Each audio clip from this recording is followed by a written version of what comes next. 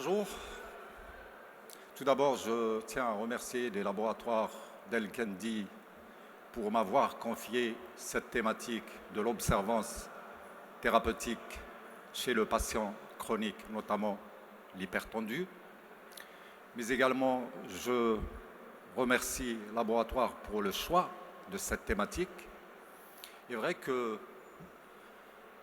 c'est une thématique que nous n'avions jamais eu l'occasion dans le passé d'aborder pour la simple raison que cette thématique d'observance thérapeutique, ça concerne, c'est une option qui concerne à la fois le médecin, le pharmacien et le paramédical.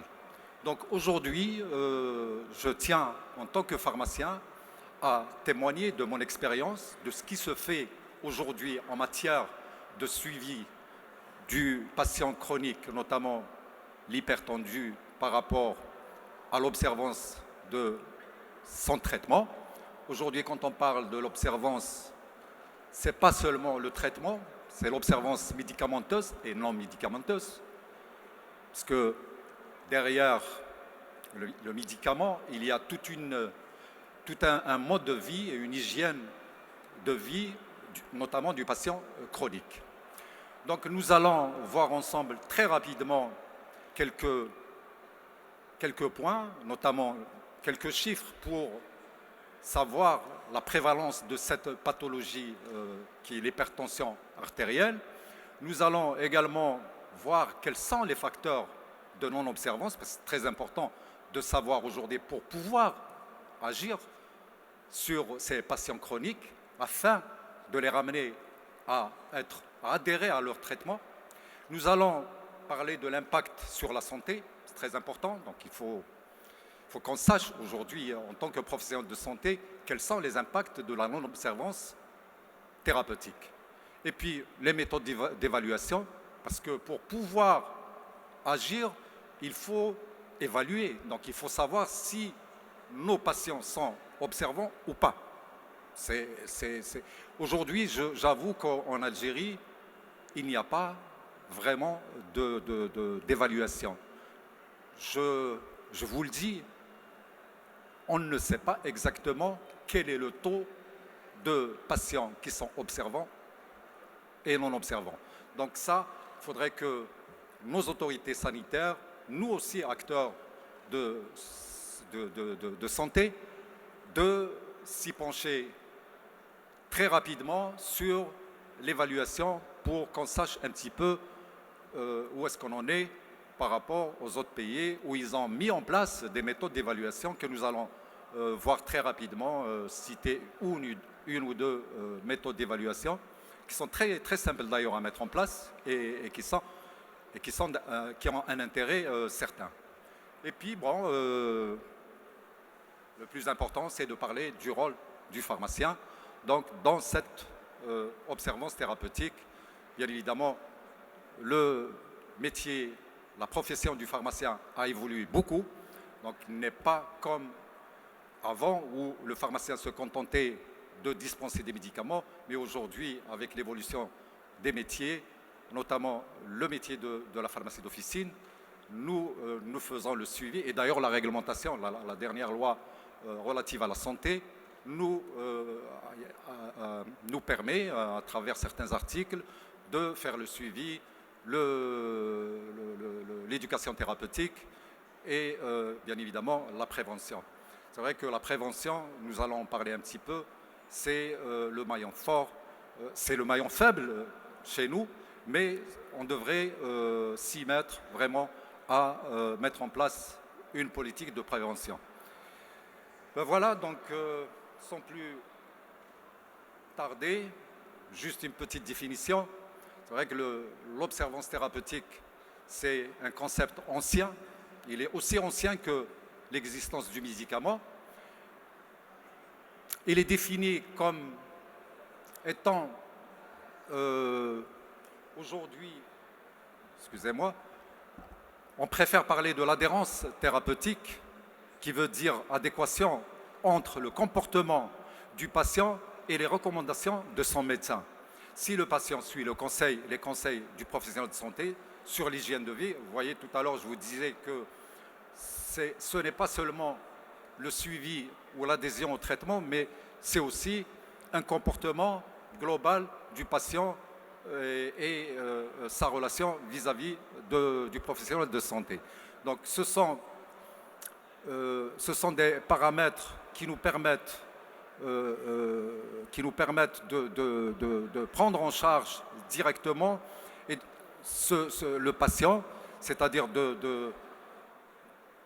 d'agir dans l'intérêt de ce patient, dans son suivi, et pour qu'il puisse adhérer. Donc il faut que le patient comprenne exactement sa maladie. C'est très important aujourd'hui, c'est notre rôle du pharmacien de comprendre son traitement, parce qu'un patient qui ne connaît pas son traitement ne comprendra pas. Un patient qui ne connaît pas les complications de sa pathologie ne comprendra pas, n'adhérera pas au traitement. Un patient qui ne connaît pas sa pathologie et les conséquences de non-observance n'adhérera pas à son traitement. Voilà, donc c'est important de savoir, juste quelques chiffres pour avoir une idée dans le monde sur les différentes pathologies chroniques par rapport à l'observance thérapeutique. Vous allez remarquer que l'hypertension artérielle et l'hypercholestérolémie et l'ostéoporose, c'est des pathologies où il y a un taux de non-observance qui est très important. Donc, c'est important de savoir que presque la moitié de la population mondiale qui sont atteints de pathologies chroniques ne sont pas observants. Nous allons voir les causes et nous allons rapidement aussi voir comment y remédier. Et bien évidemment, nous allons voir l'impact de la non-observance sur le système de santé, sur les populations de façon générale.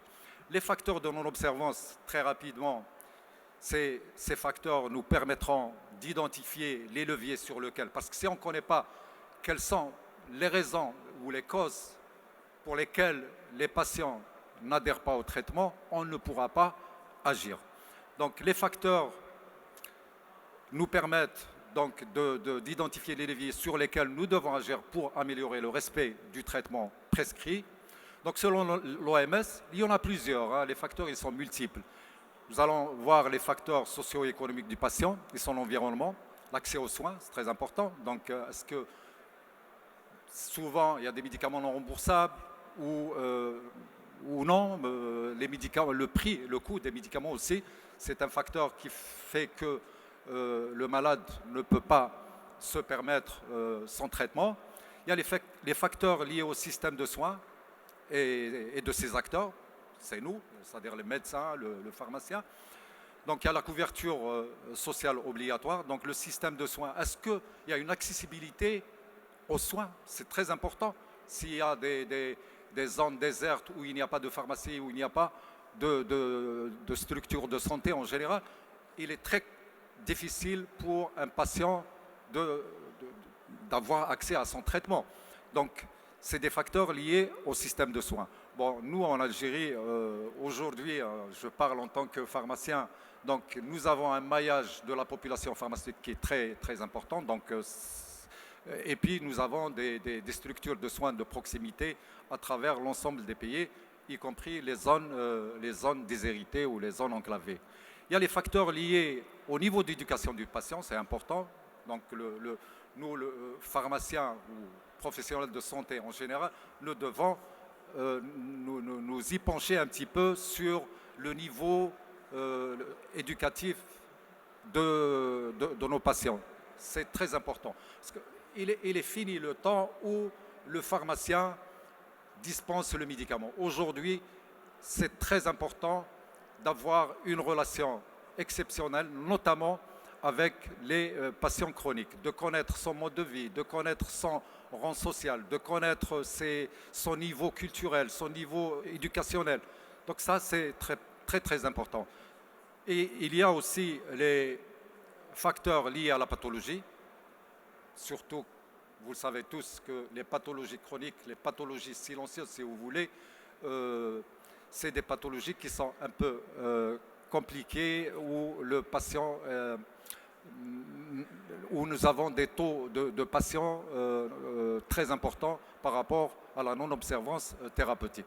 Il y a aussi les facteurs relatifs au traitement thérapeutique, la tolérance du traitement, l'efficacité thérapeutique, la forme galénique. Là aussi, aujourd'hui, le thème de ce salon qui est l'industrie pharmaceutique au service de la santé, il faudrait que l'industrie pharmaceutique aussi soit partie prenante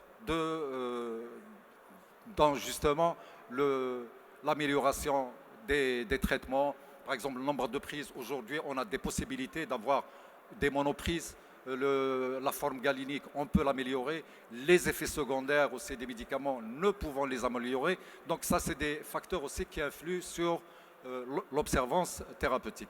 Il y a les ruptures d'approvisionnement dans certains pays où le patient ne trouve pas tout simplement ces traitements. Donc, à travers ces facteurs, il y en a beaucoup, hein, j'ai cité quelques-uns, les plus importants.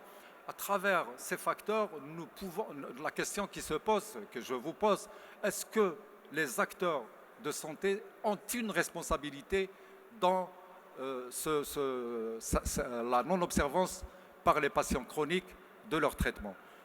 Ma réponse est oui, hein, parce que sincèrement, on peut changer beaucoup, c'est-à-dire améliorer beaucoup l'observance pour peu que les professionnels de santé à tous les niveaux, que ce soit les médecins ou les infirmiers et surtout les pharmaciens, parce que c'est le dernier maillon de la chaîne, c'est lui qui fait le suivi, c'est lui qui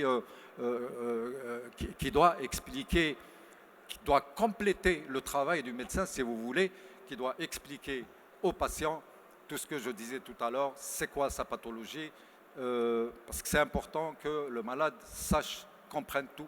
Et ce n'est pas, sincèrement, hein, aujourd'hui, il n'y a pas beaucoup de pharmaciens qui prennent le temps, notamment avec cette catégorie de patients, pour leur expliquer exactement en quoi consiste ce traitement, quelles sont les conséquences du non-suivi tout simplement de son traitement, les complications de sa pathologie. Ça, c'est très important, surtout dans le temps actuel où il y a des évolutions sur le plan technologique, les nouvelles technologies qui permettent aux malades, aux patients d'aller chercher sur Internet. Et ça, je pense qu'on doit, c'est à nous de le faire, c'est aux pharmaciens de le faire, d'expliquer aux patients, au lieu d'aller le faire d'une façon souvent pas catholique, parce qu'ils ne comprennent pas grand-chose quand on fait référence au Google ou quelque chose comme ça, ou à d'autres moyens de... Aujourd'hui, nous allons parler de l'impact, parce que c'est important. Nous sommes des acteurs de santé, nous avons la conscience de problèmes économiques aussi. Aujourd'hui, il y a l'aspect pharmaco-économique. Nous sommes dans l'obligation d'y adhérer complètement. Donc, une mauvaise observance thérapeutique peut avoir plusieurs impacts. Il y a les risques, d'abord, pour le patient, de voir sa maladie s'aggraver. Donc, il va falloir faire recours à des nouvelles solutions thérapeutiques qui sont plus coûteuses, qui nécessiteront certainement plus de médicaments aussi. Recours à des soins hospitaliers, donc le coût d'hospitalisation qui est très souvent coûteux pour l'État, et les passages répétitifs aux urgences hospitalières.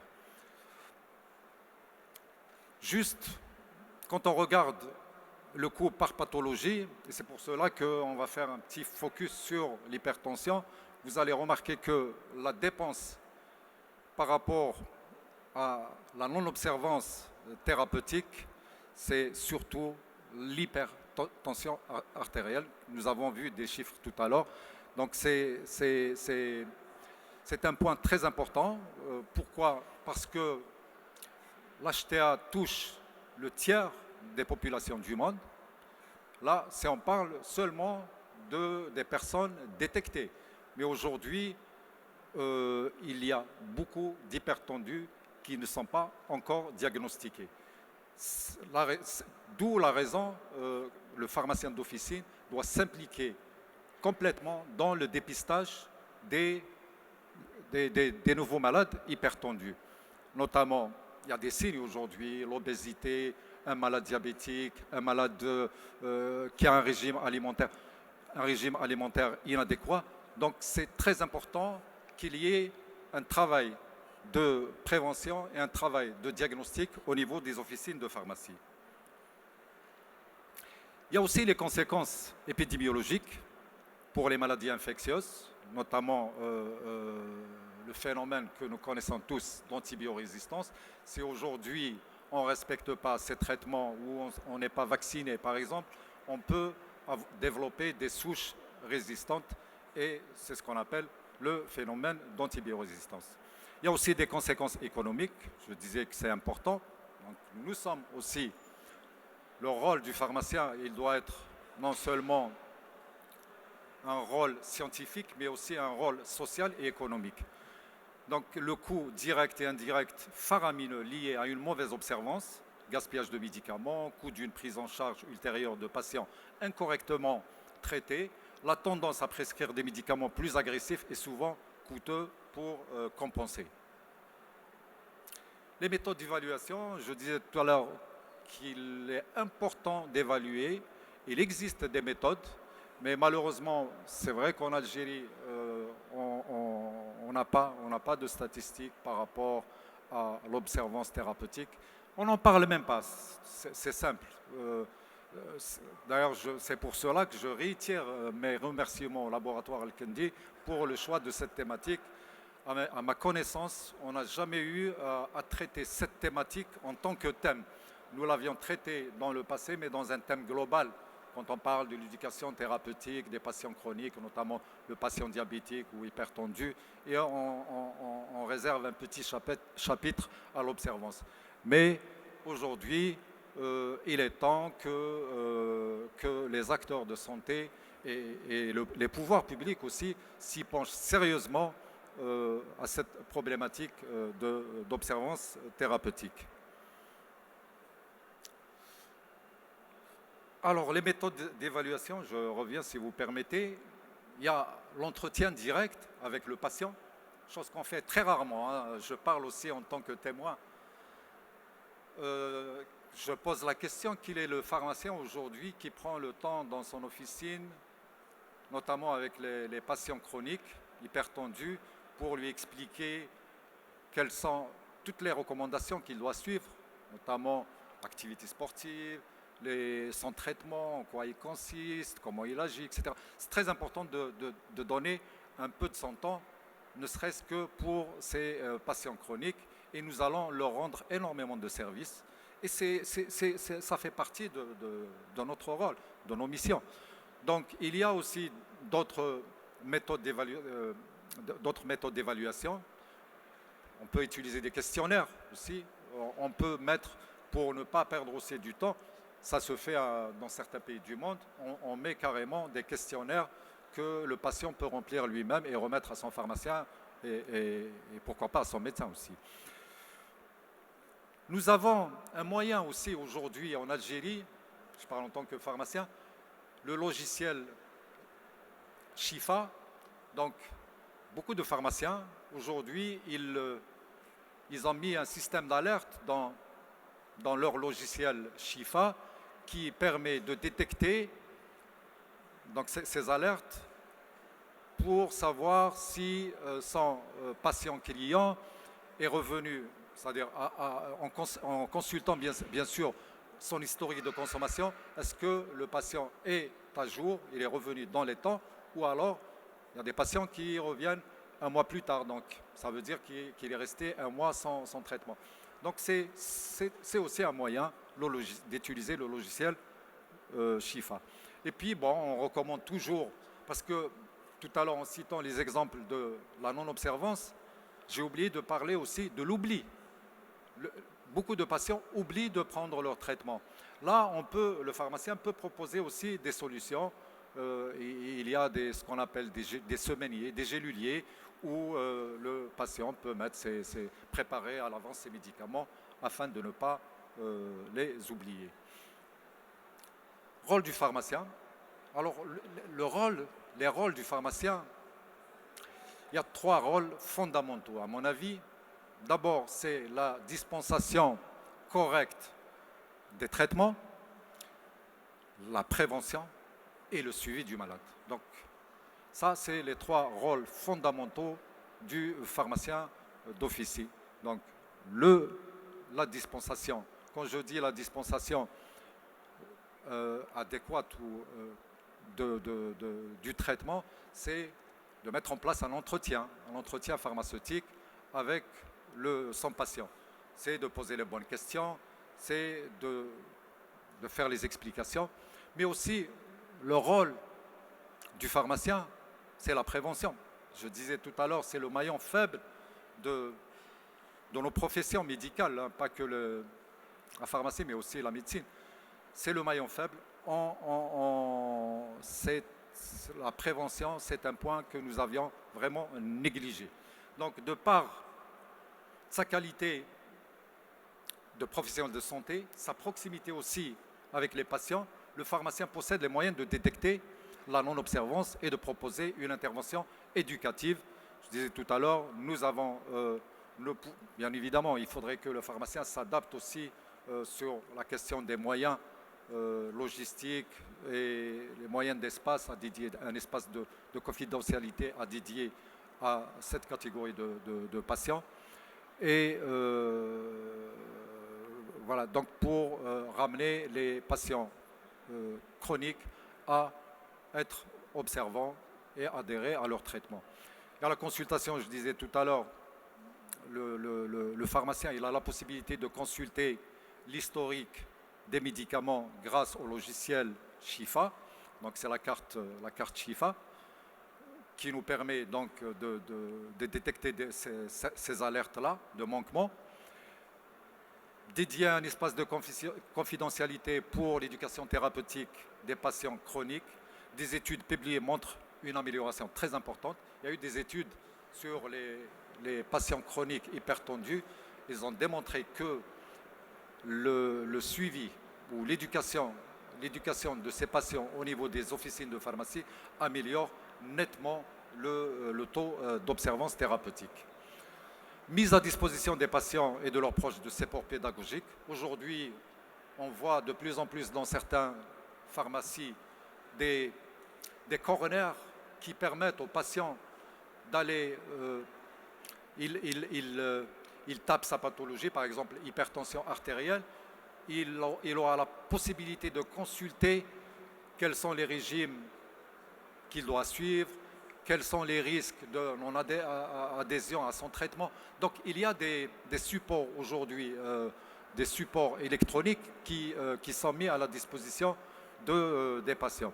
Et puis il y a aussi l'information des patients à travers les flyers, à travers les écrans de publicité. Donc ça aussi, on doit le faire. Et puis, il faut aussi agir sur l'entourage des patients. C'est très important pour certaines catégories de patients où l'entourage doit jouer un rôle important dans l'amélioration de l'observance thérapeutique.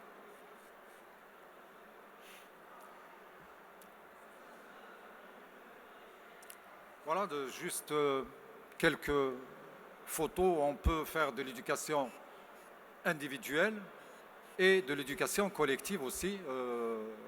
Aujourd'hui, le pharmacien, en collaboration avec les associations, on peut organiser des journées de sensibilisation et ça rentre toujours dans le cadre de la prévention vis-à-vis de ces patients chroniques afin de ne pas avoir des complications de leur maladie aux conséquences que vous savez qui sont très, très graves. Enfin, voilà, le pharmacien pourra améliorer l'observance de ces patients. Ça, c'est un effort à faire. Ce n'est pas seulement de la théorie. On doit se mettre réellement au travail et donner une importance capitale à cette problématique d'observance parce que ça reste le pilier de la prise en charge du patient chronique. Le pharmacien a un rôle central à jouer dans l'amélioration de l'observance à travers sa mission de santé et sa proximité avec le patient pour organiser son suivi, identifier les freins et les surmonter grâce à des programmes d'éducation. C'est ce que nous disions tout à l'heure. Il faudra également un soutien, ça c'est important, fort de la politique de santé, tant sur le plan de la formation continue, parce que, et là aussi je fais appel aux laboratoires pharmaceutiques d'apporter le soutien aux pharmaciens pour qu'ils puissent soutien notamment sur le plan formation, même sur le plan documentation et mise à disposition des malades de tout ce qu'on disait tout à l'heure par rapport au support, par rapport au coroner électronique, etc. Donc, il faudra également un soutien de ces laboratoires pharmaceutiques. Et je terminerai par vous remercier. Voilà, tout simplement.